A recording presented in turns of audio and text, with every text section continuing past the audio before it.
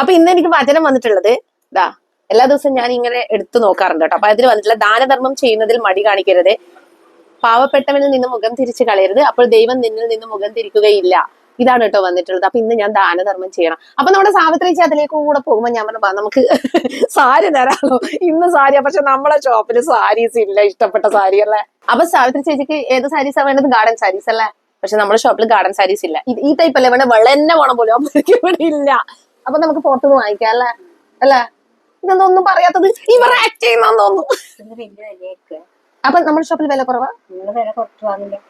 കണ്ട വില കുറച്ച് ഞാൻ വില ഇല്ലാതെ ദാനല്ലേ, ദാനധർമ്മല്ലേ ചെയ്യണം അല്ല. നീ നല്ല കുട്ടിയാ, അങ്ങനെ വളർന്നതാണ്.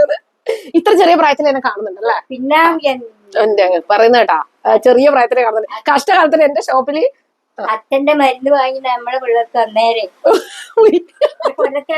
അത് ശരി, എനിക്ക് വയ്യ. അപ്പൊ ഇവിടുന്ന് ഇഷ്ടമുള്ള ഒരു സാരി എടുത്തിട്ട് പോകാൻ അങ്കമാടിയിൽ എന്ന് വരുന്നത് മരുന്ന് പറഞ്ഞു കൊടുക്കരുത്. അപ്പൊ ഇതാ, ദാനധർമ്മം ചെയ്യണം എന്തായാലും. സാവിത്രിക്ക് തരണം എന്ന് ആഗ്രഹം. ഇന്നിപ്പോ എനിക്ക് പിന്നെ അതായത് ഇന്ന് നമ്മൾ സന്തോഷത്തോടെ ഒരു ഇത് കൊടുക്കണം എന്നാണ്. അത് ഇന്ന് ഇവിടെ ഇല്ലെങ്കിൽ നമ്മൾ പുറത്തുനിന്ന് വാങ്ങിച്ചു കൊടുക്കണം അല്ലേ അജു? ആ, ഞാൻ എന്തായാലും പുറത്തുനിന്ന് വാങ്ങിച്ചു തരും, ഒരു കുഴപ്പമില്ല. കാരണം ഇവിടെ നമ്മൾ ഗാർഡൻ സാരീസ് വെച്ചിട്ടില്ല, നമ്മൾ കോട്ടൺ ആണ് കൂടുതൽ ഇമ്പോർട്ടൻസ് കൊടുത്തിട്ടുള്ളത്. അപ്പൊ നമ്മുടെ സാവിത്രിക്ക് എന്താണ് നമ്മള് ഓക്കെ നമുക്ക് എന്തായാലും ഇന്ന് സാരി കൊടുക്കാം. ഓക്കെ ടാറ്റ പറ.